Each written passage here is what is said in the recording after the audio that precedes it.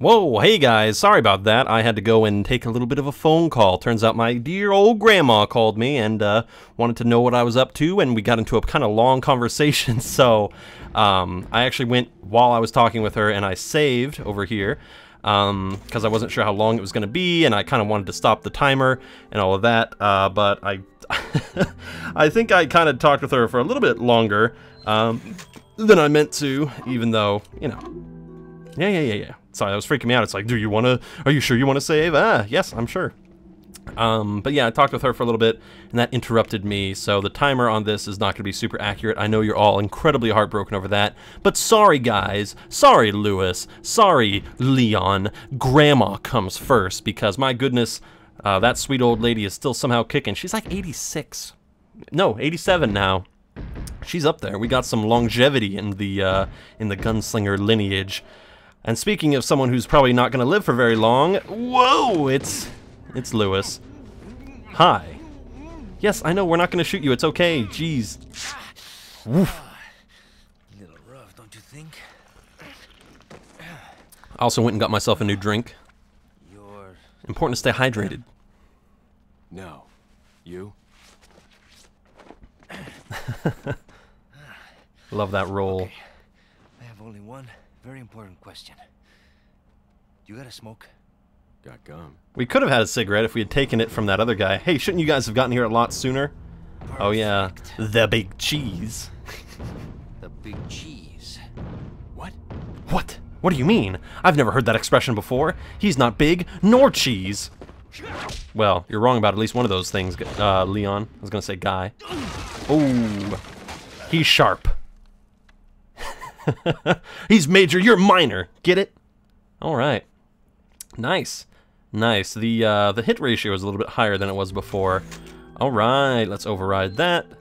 Sweet. How long was I talking to Grandma? Oh, not that long. Okay, fine. That's nice. Feeble human. Yes. Let us give you our power. Here, I just want to see the egg injected into Leon, and then we'll skip this cutscene. I won't watch all of the cutscenes again. Soon, you will become unable to resist this Unless we, intoxicating power. yeah, unless we get it removed. Slurp. Ugh! Grandma! Hello? I ate all my vegetables. Oh God, how many times have you woken up chained to a Spaniard? Hey. More than a couple times. Ay, indeed. Crawl out of one hole and into At least it didn't make him say "ay caramba." That would have been a little bit too much, even for you, Capcom. Americano, see? Eh? Now what brings a bloke like you to this part of the world? My grandma told me to come over here. Easy. Save that girl. Whoever you are. Name's Leon. Came here looking for this girl. Seen her? Oh yeah. What, are you supposed to be a cop or something? That's not a yes or no answer. You don't look the type. Maybe. Hey, I'm wearing a cop uniform right now. Okay, let me guess. You don't look the type. She's the president's daughter? That's too good for a guess. Want to start explaining? The president. There's only one president. Powers. Oh my God. Nah, just kidding with you. He held that just long enough for it not to be funny. Villagers talking something about the president's daughter in the church. Which villager? This guy? Who? Who did you hear talking about? They haven't said anything. God, except for Lord Sadler. Me llamo Luis Serra. Mm-hmm. I used to be a cop in Madrid. But now I'm just a good-for-nothing guy who happens to be quite the ladies' man. I'm trying to skip this cutscene, but it's not letting me. Oh wait, there we go. I was hitting the wrong button. Why'd you quit? No time for that now. Whee! And that's when Lewis knew he should get the fuck out of here. No, that's when Lewis changes into the merchant outfit. Yeah, he's secretly the merchant. Do we ever see the merchant and Lewis in the same place at the same time? I don't think so. You know, he probably faked his own death so he could masquerade as the friendly, you know, merchant. Over here, stranger. You never see his face. You never see his face. I mean, yeah, Lewis looks like he shrunk about 4 inches there, but you know, that's a forgivable thing. He's probably just using the power of Las Plagas to change his height and weight and physical appearance. Ah! Because, you know, Lewis did have that thing in his body. He is pretty hunched over. He's pretty hunched over. One wonders. Yeah. You know what? Sell that rifle ammo. We're not buying. We're not buying it. Ooh, that gold chicken egg's worth 3,000 pesetas. Pitas. Whatever. Thank you. So the red cat's eye on its own is 3,000. The Bierenstein by itself. By the way, I know I'm saying it wrong. I'm saying it Bierenstein. It's just Bierstein. I don't know why I'm saying Bierenstein. There we go. How much is it now, jerk? Oh, get your body out of my body. What are you buying? Get into my van. Now it's 10,000. Wow. Cool, it got an extra value of 4,000 pizzas. Oh gosh. Can't buy the rifle, can't buy the TMP. No. We are sticking pure as can be to the handgun and the shotgun. If it don't got gun in the name, I don't want to know. But we will buy that. Yeah. Thank you. Gracias. Buy all this. Oh wait. Definitely reload speed. Thank you. And by the way, just because I'm a jerk, we're gonna kill this guy every single time we see him. Whoa, what the fuck? Did you hear that? His voice went all like brrrah. Oh, he didn't think I was gonna kill him, huh? He's gonna be living through a living hell here. I didn't set out to kill the merchant every time I see him, but you know what? Now every time I see him, he's gonna die. Just because. I wonder if it adds to your kill count at the end of you know, the little play session, or the chapter rather, if you kill the merchant. I don't know. I'm just thinking about all the stuff my grandma told me. She's been having a fun old time. She lives in a retirement community now up in Sacramento, which, by the way, in case you didn't know, Sacramento is the capital of California. It is not Los Angeles. It is not, ooh, he's more accurate, too. It's not, LA. It's nothing like that. Los Angeles or San Francisco, sorry. Everyone thinks it is. Everyone always thinks that the capital city of California is one of those two cities, but it is not. It is the city of trees, Sacramento, which I have very fond memories of this lovely lady who lives in Sacramento, a gal named Nicole. Oh my gosh. Oh man, how I miss, oh god.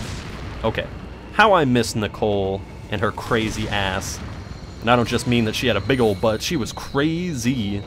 She and I got into it on more than a couple occasions. That was, I hate to say it, but that was one of the few instances where I was in a relationship because the other person in the relationship just wanted to use me for that, you know, that dag old dirty business. It was a purely physical relationship, but we tried to make it work. We tried to make it more of a significant thing with, you know, actual feelings and dates and stuff. We didn't just, you know, meet one day on the street and decide, you know what, that guy or that girl or whatever. It wasn't one of those things. Actually, our first date went pretty badly, I would say, for the most part. We met midway in between our towns. I live in a town called Modesto. Good old Molesto. Gotta love it. Super hot. Hate it. Ow, my ass. That's what you say when you live in, oh god, Modesto. It's not the best place to live. Crime is a factor. Don't blow up, don't blow up, don't blow up. Okay. Come on. There it is. Nice. I timed that out. But yeah, she lived about an hour away, so we met midway. And the date went pretty sour, I would say. It was just mostly driving around in her car. She drove like a maniac, by the way. Last playthrough, I was mentioning that I've been in a car with a girl who drove kind of nuts, and she wasn't afraid of pretty much anything while she was behind her car. She was a brave gal, and ever since my car accident, I've been a very cautious driver since, you know, I almost died and all that. But she felt no fear, because she knew her vehicle inside and out, and was very confident. So most of the time was just spent going around in her car, me white-knuckled in fear, trying not to die, but trying not to express that, you know, trying to be Mr. Cool, oh yeah, you know, this happens all the time. You know, I always go 70 miles an hour down a dirt road. Yeah, why not, you know? It was a little uncomfortable. I actually even got scammed during that date. We had stopped into a what is it? A hardware store. I think it was like, it wasn't Home Depot. It was something like Home Depot. I forget. It was some chain, but it was a smaller chain than Home Depot. I can't recall. It was like one word. It was like Jack's or something like that. I don't remember. But we stopped in there to go to the bathroom, and as she was going to the bathroom, this little tiny girl came up to me and was trying to sell me makeup. Just one of those really overly priced makeup kits that sometimes you get hassled for. It's a complete scam. They buy those makeup kits for like $5 or something like that, and they try to sell it to you for $15. And I was feeling kind of guilty because the date wasn't going very well. There wasn't a lot to talk about, you know, it was just kind of awkward. And I thought, you know what, screw it. I know I'm getting scammed, but I'll buy this makeup kit for her, try to make her feel nice, all of that. And I did, and she instantly went, "You got played, son." I'm like, I know, but, you know, I wanted to make you feel good and all that. She's like, "Well, that's sweet, but you got played." I'm like, oh, yeah, I know. I did that on purpose, kind of. You know, I didn't have any other makeup on hand, and I know you like it, so yeah, we'll go with that. And things were wrapping up pretty handily. And finally, it all just came down to, okay, well, I'll see you later, maybe. And then we went in for a kiss, and my goodness, let me tell you, ladies and gentlemen, if you're ever on a bad date, like, well, obviously not if it's a horrible, shitty, god-awful date, but if you're on kind of a date that's going, oh my god, you jackass, no, holy shit, how did you throw that all the way from over there? What the fuck? I'm coming for your ass. How did you do that? God, he threw that so far. I know you're up there. I know you're up there. I'm coming. Hold on, I've gotten completely distracted from my story because these guys are being assholes. There we go. He's still trying to throw that dynamite. There we go. Blow up. Perish. Oh god. See, they're climbing up ladders and shit. They're coming for me. They know. They know that it's on professional mode. They're out for blood. Anyway, sorry about that. Yeesh. Rude guys. Rude motherfuckers interrupting my story. Not eating my egg. Screw that. I'm saving all my eggs. But yeah, if you're ever on a date that's not going too well, give them a kiss. Why not? Just go for one kiss, because let me tell you, that turned the whole date, that turned the whole relationship on its head, because it was this really strangely magnetic kiss. Like, holy shit, like there is some chemistry here. What the hell? And from that point on, we saw quite a bit of each other. And I do mean quite a bit of each other. But not enough for her sake, even though I was making the effort to go up to her place fairly often. You know, I still had work and school and all that, but I was trying to make the hour jaunt up to her place as much as I could, which was probably about 3-4 times a week. But she pretty much just wanted me to live with her, like, as a live-in buddy, we'll say. And I just wasn't in the position to do that. You know, my job was still pretty far, even further away from where I would have to drive to her. I was used to commuting a lot, so it wouldn't have been very feasible. And of course, you know, I was still doing the school thing, so I would have had to do another hour jaunt like 4 times a week just to go to school and then come right back and all that. But she was very insistent and tried to be very persuasive to me to get me to do that. But eventually it got to the point where after about a month of dating, and after maybe, I think we'd been together for about 2 weeks, like we officially became like a couple, like a boyfriend-girlfriend thing, probably about in the 3rd week or something. We were only together for, I think, 8-9 days or something like that.